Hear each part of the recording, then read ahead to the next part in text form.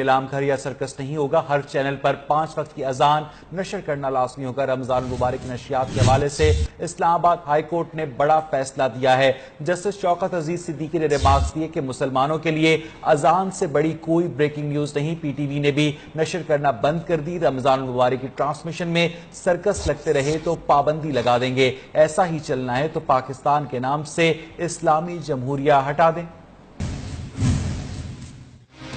اسلام کا تمسخر اڑانے کی اجازت کسی کو نہیں دیں گے۔ رمضان ٹرانسمیشن میں سرکس لگتے رہے تو پابندی لگا دیں گے۔ اسلام آباد ہائی کورٹ کے جسٹس شوکت عزیز صدیقی کے ریمارکس۔ رمضان ٹرانسمیشن اور مارننگ شوز کے حوالے سے ضابطہ اخلاق پر عمل درآمد کے حوالے سے کیس کی سماعت اسلام آباد ہائی کورٹ میں ہوئی۔ پیمرا کی جانب سے رمضان ٹرانسمیشن کی گائیڈ لائن پیش کی گئی۔ ڈی جی پیمرا نے بتایا تمام چینلز کو گائیڈ لائن جاری کر رہے ہیں۔ جسٹس شوکت عزیز صدیقی نے ریمارکس دیے، اسلامی تشخص اور عقائد کا تحفظ ریاست کی ذمہ داری ہے۔ کوئی چینل رمضان المبارک میں اذان نشر نہیں کرتا۔ اذان کے اوقات میں چینلز ناچ گانا اور اشتہارات چلاتے ہیں۔ اس رمضان میں کسی چینل پر کوئی نیلام گھر اور سرکس نہیں ہوگا۔ ہر چینل پر لازم ہوگا کہ وہ 5 وقت اذان نشر کرے۔ عدالت نے ملک بھر میں چلنے والے 117 چینلز پر اذان نشر کرنے کی رپورٹ طلب کرتے ہوئے کیس کی مزید سماعت بدھ تک